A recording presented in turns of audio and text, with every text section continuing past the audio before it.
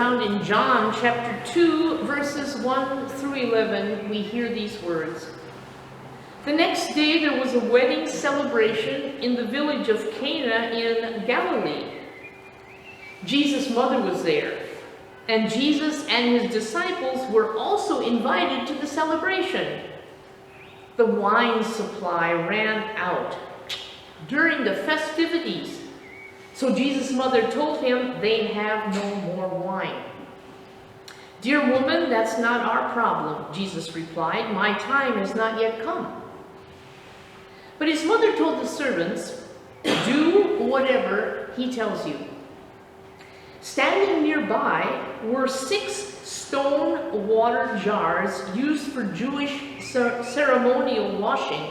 Each could hold 20 to 30 gallons. Jesus told the servants, fill the jars with water. When the jars had been filled, he said, now dip some out and take it to the master of ceremonies. So the servants followed his instructions. When the master of ceremonies tasted the water that was now wine, not knowing where it had come from, though of course the servants knew, he called the bridegroom over. A host always serves the best wine first, he said. Then when everyone has had a lot to drink, he brings out the less expensive wine. But you have kept the best until now.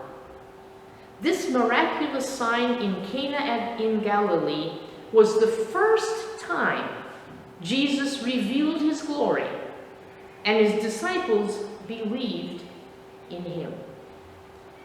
Hello, I'm so glad to be with you again. I finally made it here. It was not that easy this time. Thanks to Google Maps, I got a really nice tour all through Stuttgart. So I hope next time I'll do better. I bring you greetings from the Gelnhausen Church. And if you don't mind, I take your greetings back to the Gelnhausen Church. And I bring you greetings from my son. I don't know why, but when I was about to leave, he said, oh, greet the church in Stuttgart. Okay, I will greet the church in Stuttgart from my son, Timon. And take greetings back. Okay, I'll tell him that I did that. So, we're talking about a wedding today. And a few years ago, a movie came out. I don't know if you know it. It was called The Wedding Planner with Jennifer Lopez. And I don't know if I should recommend it. It's a matter of taste. It's a romantic comedy thing. And Jennifer Lopez, she's playing a wedding planner. And she has everything under control. Right at the beginning of the film, the FOTB, that's the code word for father of the bride, has a collapse. He has a breakdown. And the perfectly organized wedding planner, she has a bag and there's everything in it. It's an emergency kit for cases like this. And yeah, there's cooling spray, smelling salt, Tic Tacs, stain remover, and so on. And in no time, the FOTB is fit again and bring his wonderful bride daughter to the altar. So that's a part of the movie, and that's her job. It's her job to make sure the flower kids are walking in the right moment, the rings are there, everybody is nicely dressed, the cake is ready to be cut and everything. So the whole film shows, besides the romantic, how she's perfectly planning and preparing this wedding. And everyone who has been at a wedding or who is married, you know that such a wedding is a lot of work. You start planning 1 year ahead, looking for locations, making the dates and everything, and the whole family is involved, and all of the friends to make the whole day perfect, and there's a photographer and whatever. So it will be a great celebration. And the wedding planner, now that's more an American thing, but it's coming to Germany, but it's costly. So most German weddings are, I would say, handmade, just by the people that are around and by the bride. And I've seen weddings where the bride did everything herself. Her parents were too old to get involved, her friends were from far away, so she did everything herself, even the decoration and the flowers. And by the time of the wedding, she was so tired. And then during the whole ceremony and during the fest, she always had to give instructions, tell people what to do, so she was busy all the time, and I was very sorry for her. So, yeah, it would have been good if she had a wedding planner. And we find a story in the Bible where it would have been good if they had a better wedding planner. You heard the story. It's from John chapter 2. We will go through the text a bit, so maybe you want to have a look at it. When the party is in the middle of going and everybody's there, the wine is empty.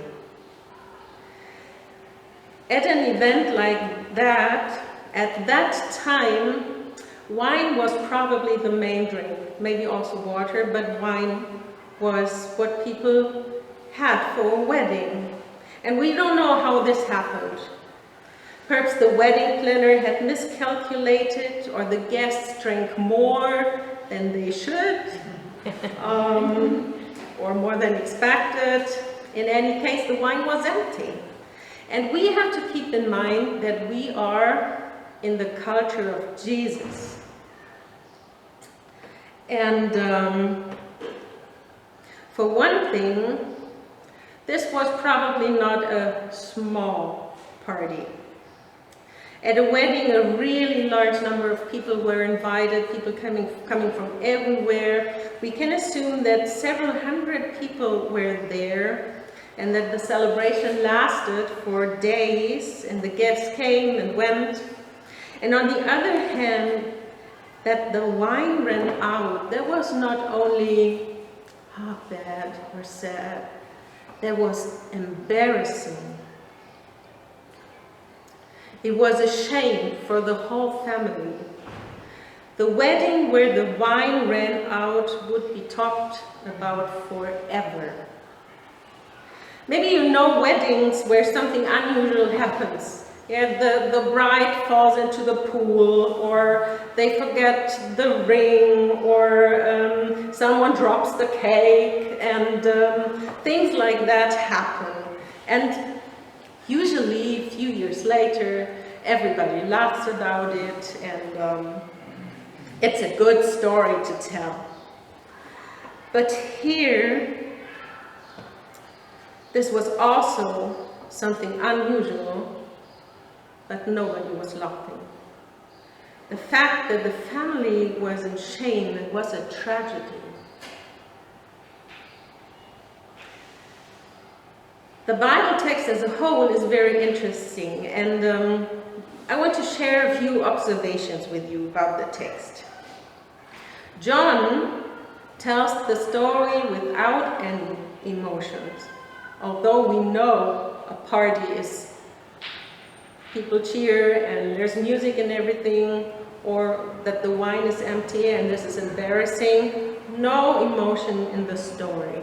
He just gives us information. And that leads to the fact that some questions remain open.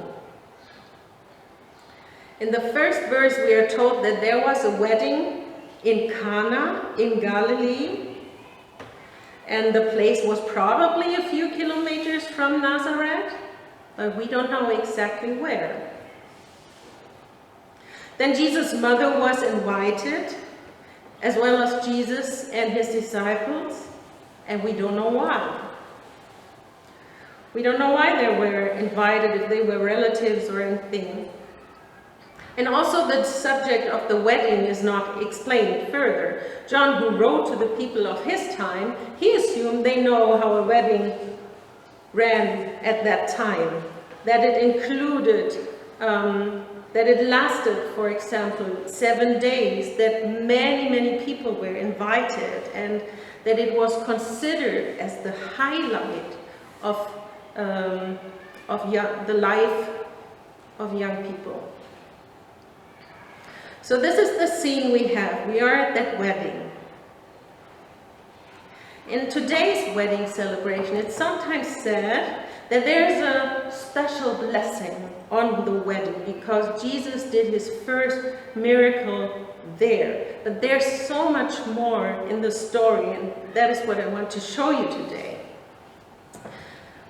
First thing is, Jesus is actively participating in social life. I find it so cool. He's invited to a wedding, the Messiah, and he goes. He's there. I wish I would know what gift he brought, but I don't know. But Jesus goes to the wedding. He's not hiding somewhere to prepare for ministry and praying day and night. No, there's a wedding, he's invited, he goes. Just a common thing. And then the wine ran out. And somehow Mary got word of this, maybe some other people too, and she tells her son. And as I said, it's a very embarrassing situation. Mary said to Jesus, "They have no more wine." And then a kind of a dialogue develops between Jesus and his mother. Jesus says, "Woman, why do you involve me? My hour has not yet come." So interestingly, Jesus immediately understood what she wanted from him. Maybe you know such secret messages. That's family language. When my children were playing in the living room, and left a mess there, I go to them and say, something's wrong in the living room. And immediately they start cleaning up. Or if something's lying around and I say to my husband, "Honey, is that yours?" Oh, it will disappear in a minute. So that's a secret language, I would say. It's family language. You have it too. Your people know what you mean. Mary says to Jesus, "The wine is empty." He could have just taken that as a fact. But he knows that she wants him to help out. And one thing about the dialogue is really amazing to me because I was not aware of it before. Mary seems to know exactly what Jesus is able to do.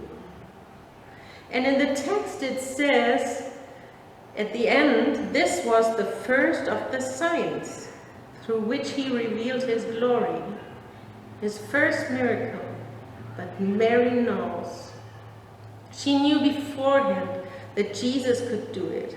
And until now, no one had sensed it. But she knew who he really was. And therefore she had this trust in him. And then everything goes really quick. Even though Jesus didn't actually give her a proper answer, she says to the servants, "Do whatever he tells you." So now obedience is required. The servants must do what they are told, and they fill jars with water, and the water becomes wine, and really good wine. And that's the story.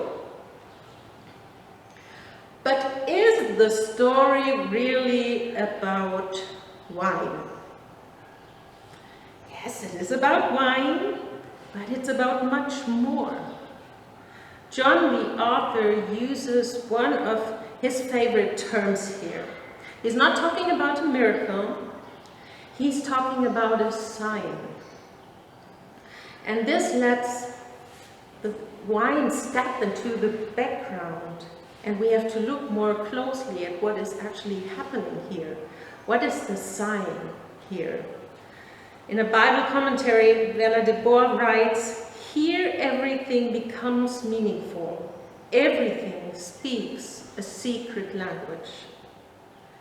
And we want to look at this secret language. Let's talk about the wine.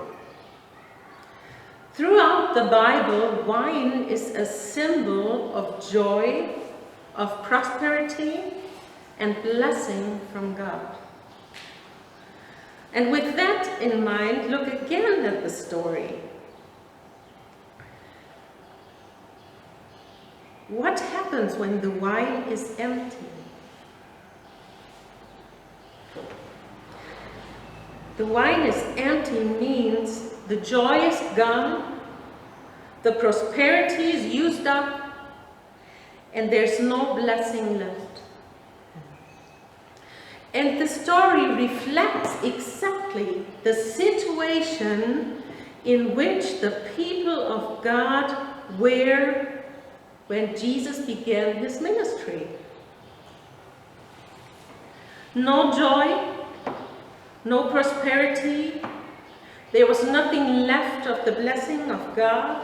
Faith had become a tradition. And the Messiah, who was to bring the announced salvation, was not to be seen.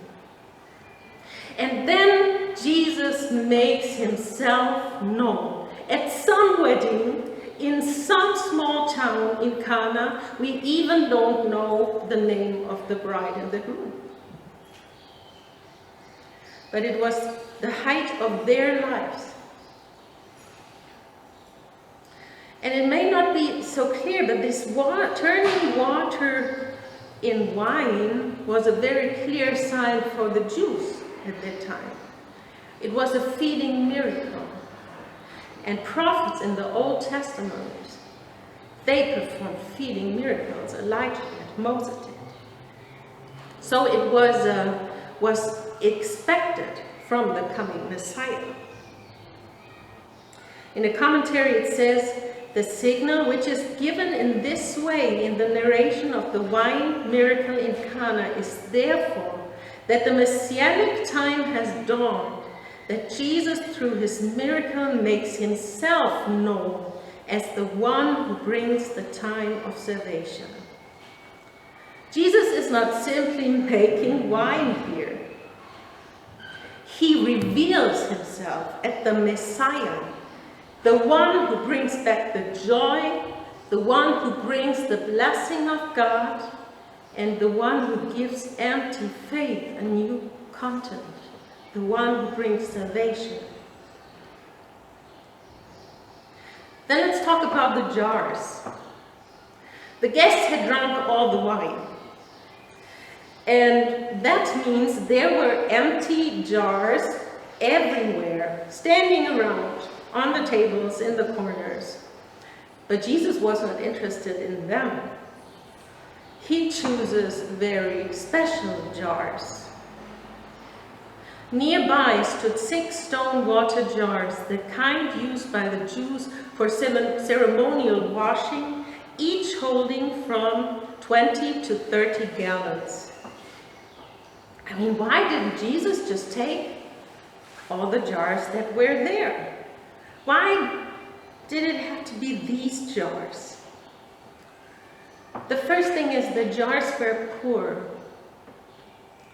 They were stone jars. That means, according to the law of Moses, they could not be unclean, like jars of clay, which the jars where the wine had been in before probably were. So these stone jars were already prepared, ready to be used. They were empty and pure. In Matthew 5 verse 8 it says, Jesus says, "Blessed are the pure in heart, for they will see God." Jesus does not make wine into any jars. He makes it into pure jars. Having a pure heart is one of the important steps to receive what Jesus wants to offer us, having a pure heart, being prepared for Him to come into our lives. Then the jars were empty. Nothing fits in full jars. Jesus needed empty jars. He needed empty vessels. And whoever wants to be filled anew by Jesus must give Him the space. We must make room for Jesus and be empty vessels. Then the jars were large. We read that each jar held 2 or 3 gallons. And in the end of my Bible, there's a lot of explanations also about the measures in the Bible. And it explains that in the New Testament, the measure of the jar was about 39 liters for 1 gallon. So that means every jar held from 78 to 117 liters. So in the average, all jars held about 100 liters. So we're talking about 600 liters of wine. Think about that in bottles. 600 liters of wine. And Werner de Boer rightly asked in his commentary, was it really necessary to provide a wedding party with wine in such excess? Jesus does not make a little bit of wine here. He provides wine, or as we have learned, blessing, in abundance. Here comes not only a little blessing, but here great times are dawning. There's blessing in overflow with Jesus. And we need to talk about the wine again. Jesus does not just make any wine. No, He makes really good wine. I don't know anything about wine, I have to tell you. But at the feast in Cana, there was someone who knew about it. And the master of the banquet tasted the water that had been turned into wine. He did not realize where it had come from, though the servants who had drawn the water knew. He called the bridegroom aside and said, "Everyone brings out the choice wine first, and then the cheaper wine, after the guests have had too much to drink. But you have saved the best till now." Jesus did not just make any wine. He makes the best wine you can think about. And it was not necessary, because nobody would recognize anyway, because the party was going on for a few days. Jesus did not care about this. He made really good wine. Jesus does not make things halfway. When He does something, He does it right. And when He gives us something, He gives us only the best. Jesus gives the best here, just as God has given us His best. Jesus. And there's one more thing. It's the first sentence in which the story begins. It was not in your translation, Mary, but in most of the translations it says, in the first verse, on the 3rd day. What comes to your mind? Yeah, what happens on the 3rd day? Let me read from Matthew 17. The Son of Man is going to be delivered into the hands of men. They will kill Him, and on the 3rd day He will be raised to life. The 3rd day, that is Easter. It's the day of Resurrection. Jesus is alive. It's the new beginning. It's the beginning of something new. The Messiah is here. He reveals himself, and the time of salvation begins. I think you know now that the story is not about Jesus being very cruel, turning water into wine. The story does not only tell about the first miracle that Jesus was able to do, or about the first sign. This story expresses already all that is going to happen. Jesus brings the blessing of God.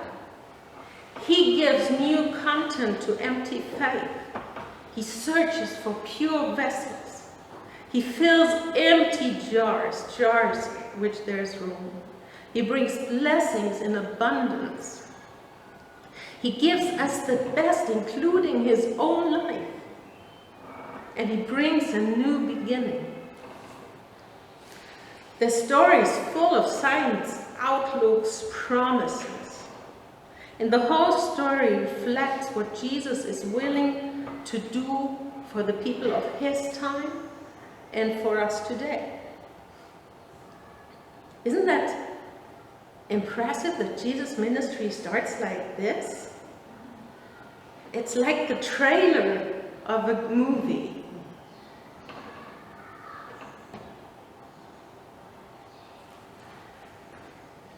However, there are not only promises in the story. There's a specific order there. We want to look at this. The first one is trust. We said that the story shows that Mary knows what Jesus is able to do. So then she says to the servants, whatever he tells you to do, do it. She knows when he says something, it will happen. He's capable of helping the bride and the groom out of this trouble and provide wine. Mary knows it, and because of that, she trusts him. It is this trust that sets the whole story into motion. Trust is the beginning of our relationship with Jesus. By trusting him, we are entrusting our lives to him. When we enter into a relationship with him and in our journey with him, when we become disciples, the blessing of the story here starts with trust. And there's one other thing. Before the wine or blessing flows, this happens. The mother said to the servants, do whatever he tells you, and then Jesus said to the servants, fill the jars with water. So they filled them to the brim.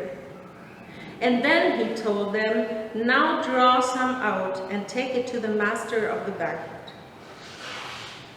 Sometimes I wonder if those servants didn't think to themselves what this crazy guy wants with 600 liters of water. That's not really a party thing, water. But they were obedient. And in a commentary it says, realize this. Transformation happened only at the moment when someone took seriously Mary's words. Do whatever he tells you. Here instructions are given and instructions are followed. So this is about obedience. Like trust, obedience is an important element for what Jesus has in mind to happen in this story. And honestly, how can we expect to be showered with gallons of blessing without moving ourselves, without having trust, and without being obedient? A similar example is Jesus called to his disciples, follow me. I think we see a biblical principle here. It takes trust and obedience. To be on the way with Jesus, to be his disciple, always means to trust him and obey him. That's not a secret. That's obvious in the Bible.